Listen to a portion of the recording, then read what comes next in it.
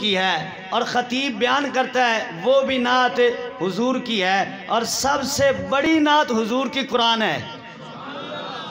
قرآن سے بڑی کوئی کتاب نہیں ہے، اور قرآن سے بڑی کوئی نعت حضور کی ہو نہیں سکتی۔ سب سے بڑی کتاب جو ہے وہ قرآن ہے، اور سارا قرآن حضور کی نعت ہے۔ کوئی نہ بھی پڑھے تو قرآن تو پڑھا جا رہا ہے نا، یہ حضور کی نعت ہی پڑھی جا رہی ہے۔ تو حضرات قرآن پاک اٹھا کر دیکھ لیں، پہلے پارے سے لے کر آخری پارے تک، سورہ فاتحہ سے لے کر سورہ ناس تک جو ہے یہ سارا قرآن جو ہے یہ حضور کی نعت ہے۔ کیوں چاند میں کھوئے ہو، کیوں الجھے ہو تاروں میں، میرے آقا کو ڈھونڈو قرآن کے پاروں میں۔ تو حضرات قرآن کے پارے کھول کر دیکھ لیتے ہیں کہ ڈٹھے ورک قرآن دے پھول سارے، پر تیری شان جیا نہیں کوئی ہور ڈٹھا۔ ڈٹھے ورک قرآن دے پھول سارے، پر تیری شان جیا نہیں کوئی ہور ڈٹھا۔ حضرات پہلا پارہ آتا ہے، قرآن کہتا ہے ربنا وابعث فیہم رسولا۔ دوسرا پارہ آتا ہے، قرآن کہتا ہے قد نرا تقلب وجہک فی السماء۔ تیسرا پارہ آتا ہے، قرآن کہتا ہے تلک الرسل فضلنا بعضهم علی بعض منہم من کلم اللہ ورفع بعضهم درجات۔ چوتھا پارہ آتا ہے، قرآن کہتا ہے لقد من اللہ علی المؤمنین اذ بعث فیہم رسولا۔ اور پانچواں پارہ آتا ہے تو قرآن کہتا ہے ولو انہم اذ ظلموا انفسہم جاؤک فاستغفروا اللہ واستغفر لہم الرسول لوجدوا اللہ توابا رحیما۔ اور چھٹا پارہ آتا ہے تو قرآن کہتا ہے قد جاءکم من اللہ نور۔ ساتواں پارہ آتا ہے تو قرآن کہتا ہے اطیعوا اللہ و اطیعوا الرسول۔ اور آٹھواں پارہ آتا ہے تو قرآن کہتا ہے قل یا ایھا الناس انی رسول اللہ الیکم جمیعا۔ اور جب نامہ پارہ آتا ہے اور نامے کے بعد 10واں پارہ آتا ہے تو قرآن کیا کہتا ہے؟ قرآن کہتا ہے یا ایھا النبی حسبک اللہ ومن اتبعک من المؤمنین۔ اور 8ویں پارے میں فرمایا وبذالک امرت وانا من المسلمین۔ اور پھر 11واں پارہ آتا ہے، حضرات قرآن کہتا ہے لقد جاءکم رسول من انفسکم عزیز علیہ ما عنتم حریص علیکم بالمؤمنین رؤوف الرحیم۔ اور پھر 12واں پارہ آتا ہے، قرآن کہتا ہے وَكُلًّا نَقُصُّ عَلَيْكَ مِنْ أَنْبَاءِ الرُّسُلِ مَا نُثَبِّتُ بِهِ فُؤَادَكَ۔ اور 13واں پارہ آتا ہے تو قرآن کہتا ہے وَمَا أَرْسَلْنَا مِن رَّسُولٍ إِلَّا بِلِسَانِ قَوْمِهِ۔ اور جب پھر 14واں پارہ آتا ہے تو قرآن کہتا ہے جئنا بِكَ شَهِيدًا عَلَى هَؤُلَاءِ۔ اور پھر جب 15واں پارہ آتا ہے تو قرآن کہتا ہے سبحان الذی اسریٰ بعبدہ لیلا من المسجد الحرام الی المسجد الاقصی۔ اور پھر جب 16واں پارہ آتا ہے تو قرآن کہتا ہے طٰہٰ ما انزلنا علیک القرآن لتشقیٰ۔ پھر جب 17واں پارہ آتا ہے تو قرآن کہتا ہے وما ارسلناک الا رحمۃ للعالمین۔ اور جب 18واں پارہ آتا ہے تو قرآن کہتا ہے لا تجعلوا دعاء الرسول۔ اور جب 19واں پارہ آتا ہے تو قرآن کہتا ہے وما ارسلناک الا مبشرا ونذیرا۔ اور جب 20واں پارہ آتا ہے تو قرآن کہتا ہے وانہ لہدی ورحمۃ للمؤمنین۔ اور پھر جب 21واں پارہ آتا ہے تو قرآن کہتا ہے النبی اولیٰ بالمؤمنین من انفسہم۔ اور پھر جب 22واں پارہ آتا ہے تو قرآن کہتا ہے ما کان محمد ابا احد من رجالکم ولکن رسول اللہ وخاتم النبیین۔ اور 23واں پارہ آتا ہے تو قرآن کہتا ہے یاسین والقرآن الحکیم انک لمن المرسلین۔ اور جب 24واں پارہ آتا ہے تو قرآن کہتا ہے والذی جاء بالصدق وصدق بہ اولئک هم المتقون۔ 25واں پارہ آتا ہے تو قرآن کہتا ہے قل لا اسألکم علیہ اجرا الا المودۃ فی القربى۔ اور جب 26واں پارہ آتا ہے تو قرآن کہتا ہے لتؤمنوا باللہ ورسولہ وتعزروہ وتسبحوہ بکرۃ وأصیلا۔ اور جب 27واں پارہ آتا ہے تو قرآن کہتا ہے الرحمن علم القرآن خلق الانسان علمہ البیان۔ قرآن کہتا ہے والنجم اذا ہوا ما ضل صاحبکم وما غوا۔ اور پھر جب 28واں پارہ آتا ہے تو قرآن کہتا ہے هو الذی ارسل رسولہ بالہدی ودین الحق لیظہرہ علی الدین کلہ۔ اور پھر جب 29واں پارہ آتا ہے تو قرآن کہتا ہے یا ایہا المزمل یا ایہا المدثر۔ اور جب 30واں پارہ آتا ہے تو قرآن کہتا ہے وما هو علی الغیب بدنین۔ کہیں قرآن کہتا ہے والضحیٰ واللیل اذا سجا ما ودعک ربک وما قلی۔ کہیں قرآن کہتا ہے الم نشرح لک صدرک ووضعنا عنک وزرک۔ تو کہیں قرآن کہتا ہے ورفعنا لک ذکرک۔ کہیں قرآن کہتا ہے لقد خلقنا الانسان فی احسن تقویم۔ کہیں قرآن کہتا ہے الم تر کیف فعل ربک باصحاب الفیل۔ کہیں قرآن کہتا ہے انا اعطیناک الکوثر فصل لربک وانحر ان شانئک هو الابتر۔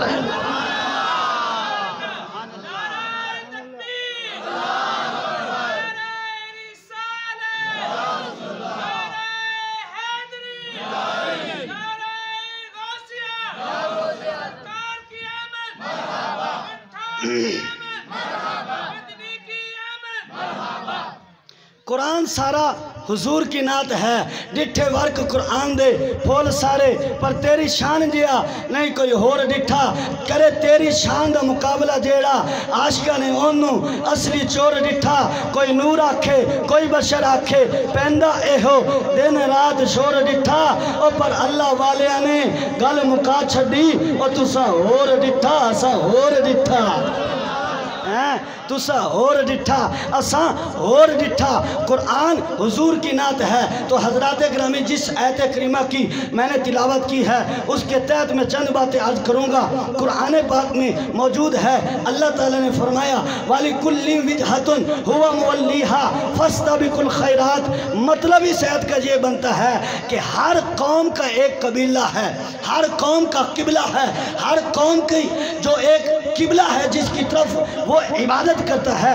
ہر قوم کے لیے اللہ نے ایک قبلے کو مقرر کیا ہے۔ عرش والوں کا قبلہ جو ہے وہ علیحدہ ہے اور آسمانوں والوں کا قبلہ جو ہے وہ علیحدہ ہے۔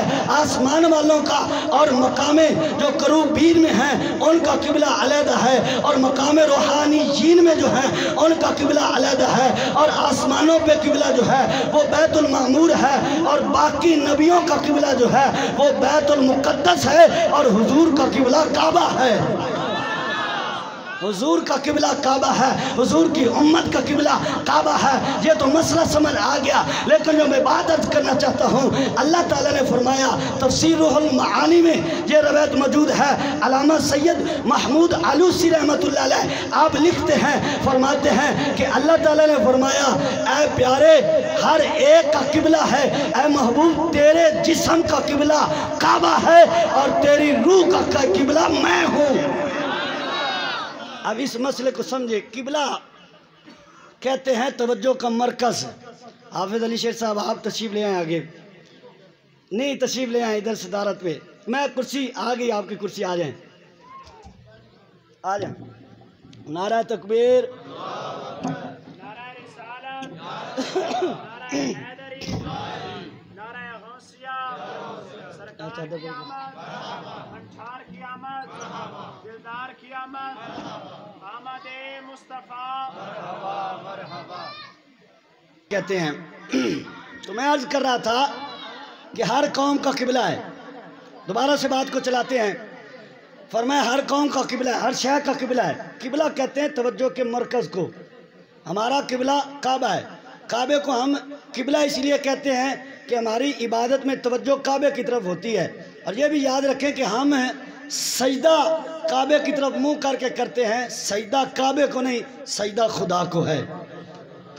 سجدہ ہم کعبے کو نہیں کرتے، ہماری توجہ ادھر ہوتی ہے، توجہ کا مرکز جو ہے وہ کعبہ ہے، سجدہ ایک خدا کو کیا جاتا ہے۔ تو حضرات قبلہ کہتے ہیں توجہ کے مرکز کو. فرمایا ہر قوم کا قبلہ ہوتا ہے, ہر قوم کا قبلہ. آسمان والوں کا قبلہ جو ہے وہ بیت المعمور کا معمور ہے, اور کروبین والے جو ہیں ان کا علیحدہ قبلہ, روحانیین والے جو ہیں ان کا علیحدہ قبلہ. باقی جتنے نبی آئے ان کا قبلہ بیت المقدس, اور سرکار نے سے فرمایا اے محبوب تیرا قبلہ جو ہے وہ کعبہ ہے, آپ کی امت کا قبلہ جو ہے وہ کعبہ ہے. پھر آگے فرمایا اے محبوب یہ قبلہ جو ہے نا یہ تیرے جسم کا قبلہ ہے, اور تیری روح کا قبلہ جو ہے نا فرمایا قبلہ تی, اے محبوب تیری روح کا قبلہ میں ہوں. اور پھر آگے اللہ تعالیٰ نے جو فرمایا, گویا کہ جبریل امین نے عرض کیا ہوگا مولا ہر ایک کا قبلہ ہے, ہر قوم کا قبلہ ہے, ہر نبی کا قبلہ ہے, آسمان والوں کا قبلہ ہے, زمین والوں کا قبلہ ہے. اے مولا تیرا قبلہ کیا ہے؟ یہ محمود علوسی رحمۃ اللہ علیہ لکھتے ہیں اے مولا تیرا قبلہ کیا ہے؟ تو اللہ تعالیٰ نے فرمایا اے جبریل میرا قبلہ میرا محبوب ہے, یعنی توجہ کا مرکز جو ہے فرمایا وہ میرا محبوب ہے, یعنی حضور اللہ کی توجہ کا مرکز ہے. رب کی رضا حضور کی رضا, حضور کی رضا رب کی رضا, کیونکہ خدا کی رضا چاہتے ہیں تو عالم خدا چاہتا ہے. رضا محمد اللہ کے جتنے نبی آئے وہ چاہتے تھے کہ رب راضی ہو جائے. حضرت ابراہیم علیہ السلام آگ میں کود گئے کہ رب راضی ہو جائے. حضرت موسیٰ علیہ السلام نے قوم کو چھوڑا تو دریا پار کیا کہ رب راضی ہو جائے. اللہ کے نبی کے سر پہ آرا چلتا ہے کہ رب راضی ہو جائے. اللہ کے نبیوں نے ہجرت کی کہ رب راضی ہو جائے. اللہ کے نبی آدم علیہ السلام جنت سے نیچے آ جاتے ہیں کہ رب راضی ہو جائے. جتنے نبی آئے وہ کہتے رہے کہ رب راضی ہو جائے, رب راضی ہو جائے. لیکن جب تیرے اور میرے محبوب کی باری آتی ہے تو اب رب کا کلیہ بدل گیا. رب کہتا ہے میرا محبوب راضی ہو جائے. حضور نے انگلی کو اٹھایا تو چاند کے 2 ٹکڑے ہو گئے کہ میرا محبوب راضی ہو جائے. حضور انگلی کا اشارہ کرتے ہیں, سورج پلٹ کے واپس آ جاتا ہے کہ میرا محبوب راضی ہو جائے. حضور اشارہ کرتے ہیں, پتھر پانی پہ چل کے قدموں میں آ جاتا ہے کہ میرا محبوب راضی ہو جائے. سارے کہتے ہیں کہ رب راضی ہو جائے, رب راضی ہو جائے, لیکن رب فرماتا ہے کہ میرا محبوب راضی ہو جائے. فرمایا کلہم ردائی وانا رداک یا محمد. فرمایا اے محبوب ساری کائنات, سارے نبی, ساری امتیں جو ہیں وہ یہ چاہتی ہیں کہ رب راضی ہو جائے. اے محبوب میں رب ہو کے چاہتا ہوں کہ میرا محبوب راضی ہو جائے. میں رب ہو کے چاہتا ہوں کہ میرا محبوب راضی ہو جائے, کیونکہ خدا کی رضا چاہتے ہیں وہ عالم خدا چاہتا ہے. رضا محمد. حضرت موسیٰ علیہ السلام اللہ کی بارگاہ میں عرض کرتے ہیں مولا تیرا ایک نبی ہے جس کو تو نے حبیب فرمایا ہے, اور میں تیرا نبی ہوں مجھے کلیم فرمایا ہے. میں تیرا کلیم وہ تیرا حبیب. مال فرق بین الحبیبی والکلیمی. مولا حبیب اور کلیم میں فرق کیا ہے؟ تو اللہ نے فرمایا اے پیارے حبیب اور کلیم میں فرق یہ ہے کہ کلیم چاہتا ہے رب راضی ہو جائے, اور حبیب کے بارے میں رب چاہتا ہے کہ میرا حبیب راضی ہو جائے. اور فرمایا کلیم میں فرق یہ ہے کہ وہ قرآن تورات لینے کے لیے کوہ دور پہ جاتا ہے, اور حبیب میں فرق یہ ہے کہ وہ مدینے کی گلیوں میں ہو, مکے کی گلیوں میں ہو, بستر پر ہو, گھروں میں ہو, یاروں میں ہو, جہاں بھی ہو اس کو قرآن لینے کے لیے کہیں جانا نہیں پڑتا. وہ جہاں قدم رکھتا ہے اللہ وہاں قرآن نازل فرما دیتا ہے. اور فرمایا حبیب اور کلیم میں فرق یہ ہے کہ کلیم کہتا ہے کہ آرینی ربی آرینی, مولا مجھے دکھا. کلیم کہتا ہے مولا مجھے اپنا آپ دکھا. لیکن حبیب کہتا نہیں ہے. کلیم عرض کرتے ہیں ربی آرینی قرآن ہے, مولا اپنا آپ دکھا. رب کیا فرماتا ہے لن ترانی, اے پیارے تو دیکھ نہیں سکتا. تبارک اللہ ہے شان تیری, تجھی کو زیبا ہے بے نیازی. کہیں تو جوشے لن ترانی اور کہیں تقاضے وصال کے تھے. یہاں صوفیہ فرماتے ہیں کہ اللہ تعالیٰ نے فرمایا لن ترانی, یہ نہیں فرمایا لن ترانی احد. اے پیارے کوئی بھی نہیں دیکھ سکتا، کسی میں طاقت نہیں ہے، کسی کو یہ شرف نہیں ہے کہ کوئی مجھے دیکھے۔ فرمایا ایسا نہیں فرمایا، اللہ نے فرمایا لن ترانی، پیارے تو نہیں دیکھ سکتا، وہ آئے گا جو دیکھنے والا ہے وہ مجھے دیکھ سکتا ہے، تو نہیں دیکھ سکتا، وہ دیکھ سکتا ہے۔ اب موسیٰ علیہ السلام عرض کرے مولا مجھے اپنا آپ دکھا، رب فرمائے لن ترانی، اے پیارے تو دیکھ نہیں سکتا، لیکن حضور علیہ السلام رات ہوئی ہے، آرام کر رہے ہیں اور سوئے ہوئے ہیں، جبریل آ جاتے ہیں اور 70,000 کا لشکر فرشتوں کا جلوس کی صورت میں وہ بھی آ گیا اور حضور علیہ السلام آرام کر رہے ہیں، بیٹا بیٹھ جائے، آرام کر رہے ہیں، فرشتے آ جاتے ہیں، جبریل حضور کے قدموں میں کھڑا ہے، حضور نے آنکھیں بند کی ہوئی ہے، اب عرض کرتے ہیں جبریل مولا تیرا محبوب تو سویا ہوا ہے، اب جگانا کیسے ہے؟ تو رب نے فرمایا اے پیارے میرے محبوب کے قدموں کو بوسہ دے، یہ فرشتوں کے سردار ہیں، یہ جبریل امین ہیں، رب نے فرمایا اے میرے جبریل قدموں کو بوسہ، میرے محبوب کے قدموں کو بوسہ دے۔ اب میرا ایک جملہ سننا اور دل کی تختی پہ اس کو نوٹ کرنا، میں بالکل دھیمے انداز میں اس جملے کو کہوں گا کہ آپ سب کو سمجھ پہلے بھی آ رہی ہے نا، یہ نہیں آ رہی تو دسوں میں کوئی ہو سٹائل کر لینا، سمجھ تو آ رہی لیکن آسانی سے اور سمجھ جائیں۔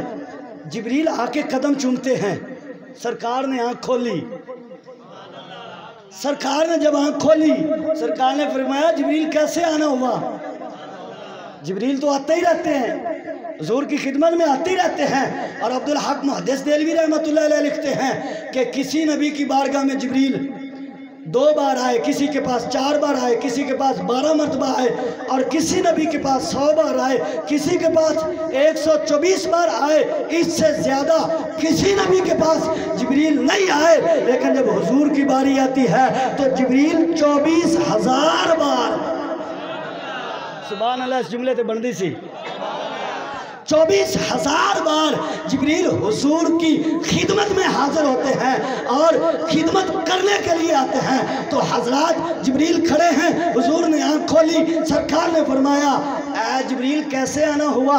تو جبریل عرض کرتے ہیں، اب یہ میرا جملہ سننا، گویا کہ جبریل عرض کرتے ہیں یا رسول اللہ میری معراج ہو گئی ہے، آپ معراج کی تیاری کر لیں، میری معراج ہو گئی ہے کہ آپ کا معراج نہ جانے آپ کہاں تک پہنچے، اور میری معراج کہ میں آپ کے قدموں تک پہنچا، میری معراج ہو گئی ہے۔ سرکار یا رسول اللہ علیہ السلام آپ معراج کی تیاری کر لیجئے۔ اب 70,000 فرشتے جبریل کے ذریعے آتے ہیں حضور کی خدمت میں، ایک طرف بھی لائن ہے، دوسری طرف بھی لائن ہے، قطار بنی ہوئی ہے، اور حضور دلہا بن کے سج سور کے رب کی بارگاہ میں جا رہے ہیں۔ ادھر موسیٰ تو عرض کرے علیہ السلام مولا مجھے دکھا، ادھر حکم ہوتا ہے اے پیارے تو دیکھ نہیں سکتا، ادھر حبیب ہیں، حبیب آج نہیں کرتے مولا مجھے دیدار کروا، لیکن رب فرماتا ہے اے محبوب اب آ جا، اب آ جا، عرض بھی نہیں کیا، فرمایا یہ کلیم اور حبیب میں فرق ہے۔ تو حضرات یہاں میں ایک اور بات بڑی پیاری نقطے کی عرض کرنا چاہوں گا، المعجم الصغیر میں یہ روایت موجود ہے، اور المعجم الصغیر عربی کی کتاب جو میرے پاس الحمدللہ موجود ہے، پڑھ کے بات عرض کر رہا ہوں۔ حضرت موسیٰ علیہ السلام نے جب اللہ تعالیٰ نے فرمایا کہ لن ترانی، اے پیارے تو دیکھ نہیں سکتا، لیکن اگر پھر بھی دیکھنا ہی ہے تو طور کی طرف دیکھ، کدھر دیکھ؟ طور کی طرف دیکھ، وہ پہاڑ کا نام ہے طور، ادھر دیکھ، میں اس پہ تجلی فرماؤں گا، اگر تو آپ نے دیکھ لیا تو پھر مجھے بھی دیکھ لے گا، پہلے میری صفاتی تجلی دیکھ، صفاتی تجلی دیکھ کے برداشت کر لیا تو پھر مجھے بھی دیکھ لینا، اگر تو میری صفاتی تجلی بھی نہ دیکھ سکے۔ اچھا اب حضرت موسیٰ علیہ السلام کو حکم ہوا کہ فَإِنِ اسْتَقَرَّ مَكَانَهُ فَسَوْفَ تَرَانِي، قرآن کہتا ہے کہ اگر یہ رک گیا تو پھر مجھے دیکھ لینا، اگر نہیں تو پھر نہیں دیکھ سکتے۔ اب حکم ہوا، اللہ تعالیٰ نے صفاتی تجلی ڈالی، اور صوفیاء کہتے ہیں کہ وہ صفاتی تجلی جو اللہ تعالیٰ کی تھی نا، وہ سوئی کے نکے کے کروڑویں حصے کے برابر۔ اب اس جملے پہ غور کرنا، یہ یاد رکھنا، اگلا مسئلہ حل پھر بعد میں ہوگا جب یہ سمجھ آ گیا کہ سوئی کے نکے کے کروڑویں حصے کے برابر اللہ تعالیٰ نے طور پہ تجلی ڈالی، طور بھی ریزہ ریزہ ہو گیا، اور حضرت موسیٰ علیہ السلام بھی زمین پہ بے ہوش ہو کر تشریف لے آئے۔ پھر جب ہوش آیا تو پھر عرض کی فَإِنِّي تُبْتُ، مولا میں آپ کی تیری طرف رجوع لاتا ہوں کہ یہ میری طاقت نہیں ہے کہ میں دیکھ سکوں۔ ادھر تو حضرت موسیٰ علیہ السلام دیکھ بھی نہ سکے، اور وہ بھی صفاتی تجلی، اور وہ بھی سوئی کے نکے کے کروڑویں حصے کے برابر ڈالی جائے، اور ڈائریکٹ بھی نہیں، طور پہاڑ پہ ڈالی جائے، وہ بھی نہ دیکھ سکے۔ اور ادھر حبیب کی شان کیا ہے؟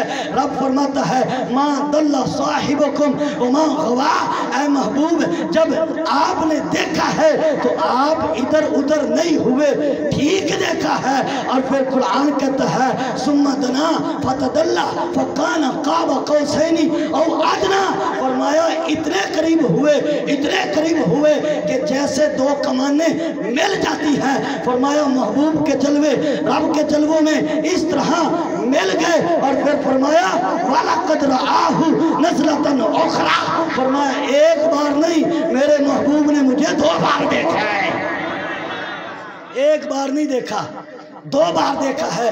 اور دیکھا کیا؟ رب کی ذات کو دیکھا ہے۔ حضور علیہ السلام فرماتے رأیت ربی فی احسن صورہ، فرمایا میں نے رب کو احسن صورت میں دیکھا ہے۔ ادھر موسیٰ علیہ السلام صفاتی تجلی دیکھیں، برداشت بھی نہ کر سکے، زمین بھی تشریف لے آئیں، ہوش بھی نہ رہے، لیکن پھر بھی عالم کیا ہے؟ آپ المعجم الصغیر اٹھا کر دیکھیں، کہتے ہیں کہ حضرت موسیٰ علیہ السلام اس کے بعد آپ کی نظر، آپ کی بصارت اتنی تیز ہو گئی، آپ کی بصارت کا کمال یہ تھا کہ رات کے اندھیرے میں کالے رنگ کی چونٹی اگر کالے پتھر پہ چل رہی ہوتی تو حضرت موسیٰ علیہ السلام 30 میل دور کھڑے ہو کر اس چونٹی کو بھی دیکھ لیا کرتے تھے۔ اللہ اکبر، یہ حضرت موسیٰ علیہ السلام ہیں، 30 میل دور رات کے اندھیرے میں، اور کالے رنگ کی چونٹی ہو، کالے پتھر پر ہو، وہ بھی چلتی ہوئی ان کو نظر آ جاتی ہے۔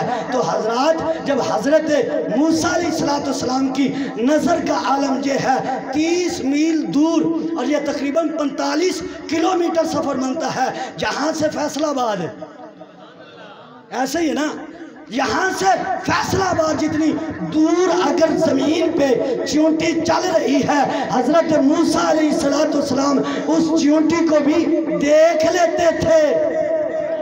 اب میرے نتیجے پہ توجہ رکھنا، جو میں نتیجہ نکالنے لگا ہوں، یقیناً آپ کے ایمان کو تازگی ملے گی، چس کو بھی چس آ جائے گی۔ حضرت موسیٰ علیہ السلام نے صفاتی تجلی دیکھی، ذاتی تجلی نہیں، ذات کو نہیں، صفاتی تجلی دیکھی، اور تجلی کے دیکھنے کے بعد حضرت موسیٰ علیہ السلام کی نظر کا عالم یہ ہو جاتا ہے کہ رات کے اندھیرے ختم ہو گئے، رات کو بھی آپ کو چونٹی زمین پہ چل رہی ہے۔ یہ چونٹی آج رات کو اب دیکھنی ہو نا تو بڑی روشنی کرنے کے بعد بندے کو نظر آتی ہے، لیکن موسیٰ علیہ السلام کی نظر کا عالم یہ ہے کہ وہ رات کو بھی چونٹی کو دیکھ لیتے ہیں، لیکن کب نظر ملی؟ جب رب کی صفاتی تجلی کو دیکھا، پھر دیکھ بھی نہ سکے، اور وہ بھی ڈائریکٹ نہیں، پہاڑ پہ پڑتی ہے، بے ہوش بھی ہو جاتے ہیں۔ اور یارو جب موسیٰ علیہ السلام کی نظر کا عالم یہ ہے تو جس محبوب نے رب کی صفاتی تجلی نہیں بلکہ رب کی عین ذات کو دیکھا ہے، اللہ نے محبوب کو کتنی نظر کا عالم عطا فرمایا ہوگا۔ جب موسیٰ علیہ السلام کی نظر کا عالم یہ ہے تو پھر رب کے محبوب کی بصارت کا عالم کیا ہوگا کہ جس نے رب کی صفاتی تجلی کو نہیں دیکھا ہے بلکہ رب کی ذات کو دیکھا ہے۔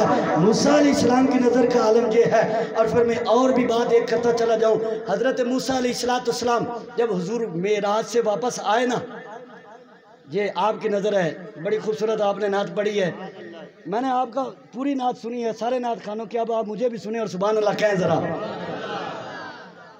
حضرت موسیٰ علیہ السلام معراج کی رات جب سرکار واپس پلٹتے ہیں، ملاقات ہوتی ہے، جب حضور علیہ السلام سے ملاقات ہوئی، عرض کی تحفہ کیا ملا؟ سرکار نے فرمایا 50 نمازیں۔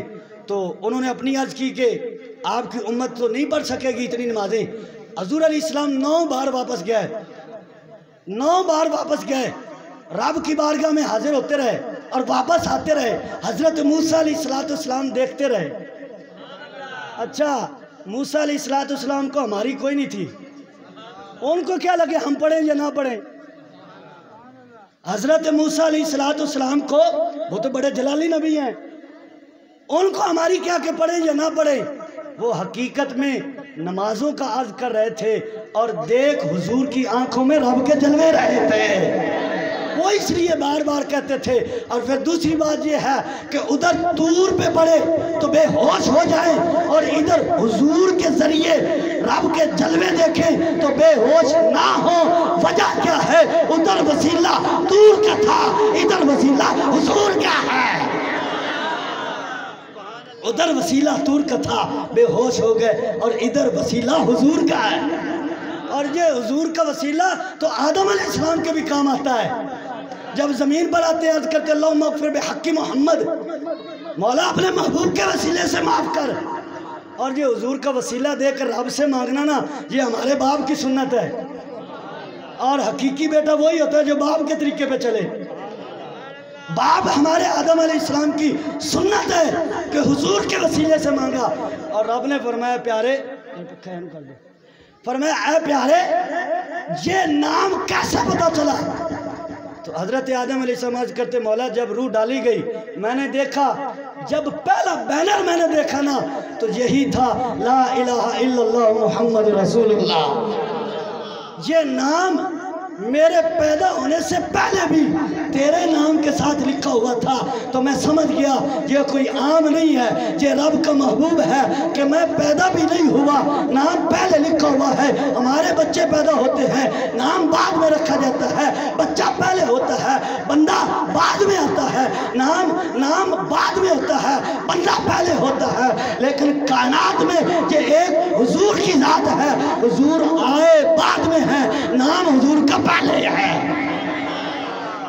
ویسے تخلیق کے اعتبار سے تو حضور سب سے پہلے ہے نا، لیکن تشریف سارے نبیوں کے بعد میں لائے، لیکن حضور کا نام پہلے بھی ہے۔